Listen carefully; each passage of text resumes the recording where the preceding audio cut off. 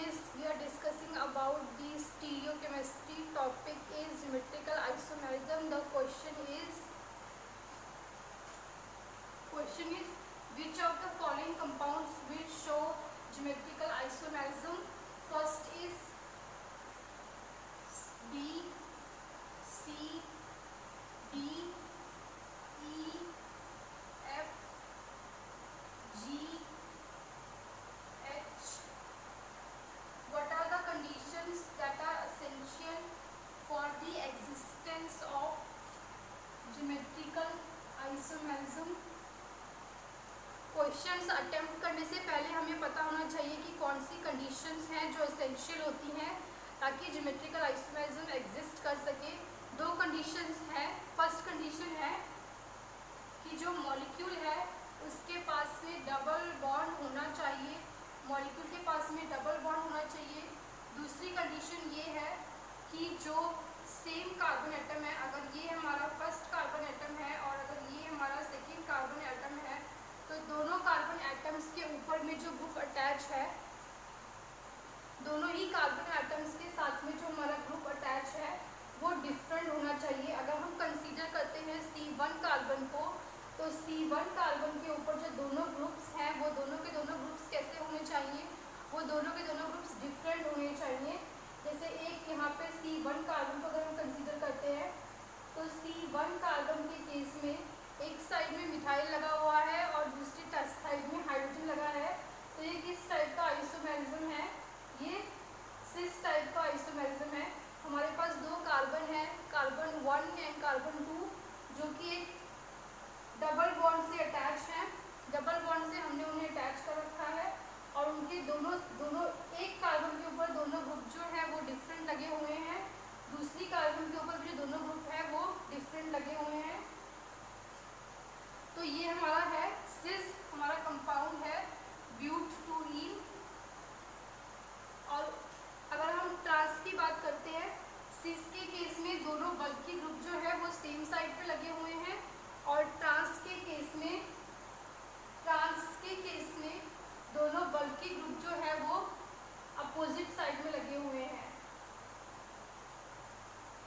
ये यहाँ पे थोड़ी सी मिस्टेक है, इसे आप ठीक कर लेना।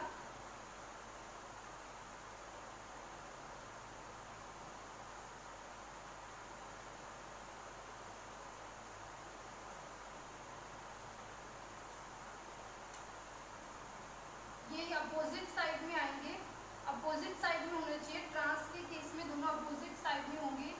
यहाँ पे CH3 आ जाएगा और इसके पास में यहाँ पे CH3 आ जाएगा। दोनों ही जो कार्बन है, हमारे पास में जो दो कार्बन है, हमारे पास में है कार्बन 1 और हमारे पास में है कार्बन 2। दोनों कार्बन जो है वो डबल बॉन्ड से अटैच हो रखी हैं और जो दोनों ग्रुप है वो अपोजिट साइड में है। एक कार्बन के ऊपर जो दोनों ग्रुप लगे होंगे वो अपोजिट होंगे और जो दोनों साइड में जो ग्रुप लगे हुए हैं ये सेम साइड पे सेम ग्रुप लगे हुए हैं और ये दो सेम साइड पे जो अगर हम इस वाले प्लेन को कंसीडर करते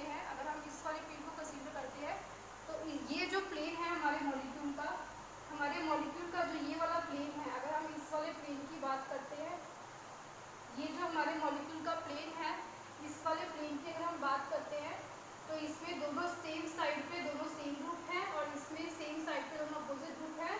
तो ये जो है हमारा क्या हो जाएगा? ब्यूट-2-ईन का सिस फॉर्म हो जाएगी और ये ब्यूट-2-ईन की ट्रांस फॉर्म हो जाएगी।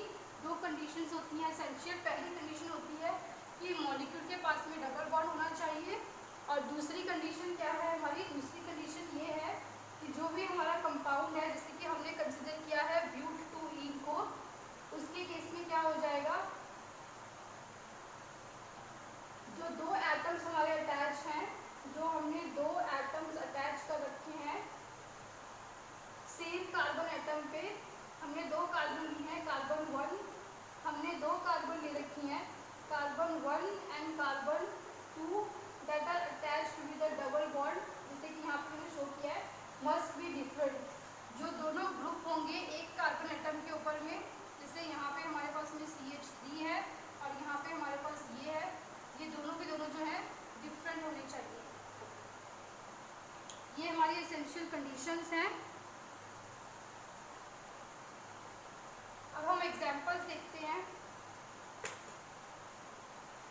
अगर हम पहला एग्जांपल देखते हैं, 2 कार्बन है हमारे पास में,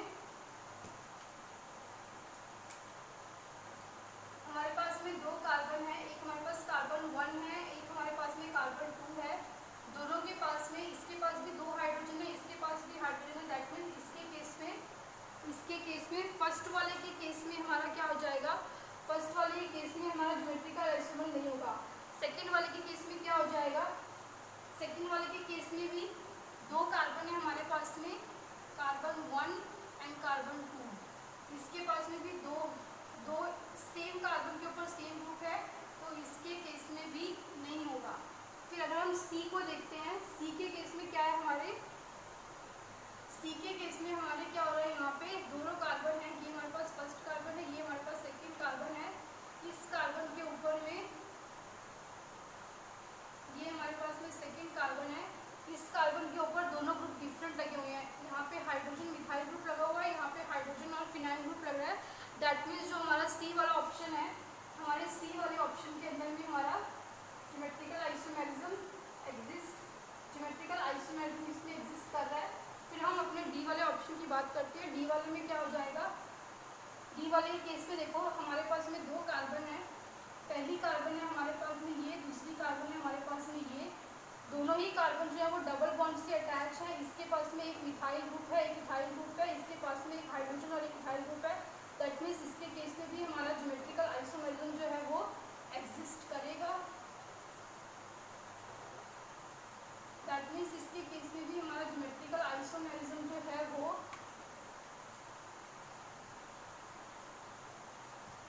इसके केस में भी हमारा ज्योमेट्रिकल आइसोमेरिज्म जो है वो एग्जिस्ट कर रहा है। फिर हम ई वाला ऑप्शन देखते हैं। ई वाले ऑप्शन में क्या हो रहा है, यहाँ पे ई वाले के अंदर भी हमारे पास में 2 कार्बन है, एक हमारा ये कार्बन है, एक हमारा ये कार्बन है। दोनों ही कार्बन को हमने एक डबल बॉन्ड से अटैच कर रखा है। इसके पास में एक हाइड्रोजन एक मिथाइल ग्रुप है, इसके पास में एक ब्रोमो और एक मिथाइल ग्रुप है। दैट मीन्स इसके केस में भी ज्योमेट्रिकल आइसोमेरिज्म जो है वो एग्जिस्ट कर रहा है, डी वाले में भी एग्जिस्ट कर रहा है। फिर हमें ये 2 हैं, ये हम नेक्स्ट वीडियो में डिस्कस करेंगे। मेनली यही बात इंपॉर्टेंट है कि सबसे पहले हमें कंडीशंस पता होनी चाहिए कि क्या कंडीशंस इंपॉर्टेंट है। कि फर्स्ट कंडीशन ये हो जाएगी कि मॉलिक्यूल के पास में डबल बॉन्ड होना चाहिए, और दूसरी कंडीशन ये हो जाएगी कि जो 2 एटम्स और ग्रुप्स अटैच्ड हैं सेम कार्बन के ऊपर में, सेम कार्बन एटम के ऊपर में जो 2 ग्रुप्स अटैच हैं, वो दोनों ग्रुप्स क्या होने चाहिए, वो दोनों ग्रुप्स डिफरेंट होने चाहिए। और जो हमारा प्लेन है, जो हमारा मॉलिक्यूल है, उसकी एक साइड में जो 2 ग्रुप्स होंगे वो दोनों के दोनों ग्रुप्स जो होने चाहिए। अगर वो सेम है तो हमारा सिस कंडीशन है, और अगर वो डिफरेंट है तो हमारी ट्रांस कंडीशन है। तो इस तरीके से ये छोटा सा टॉपिक जो था ज्योमेट्रिकल आइसोमेरिज्म का, ये खत्म हो जाता है।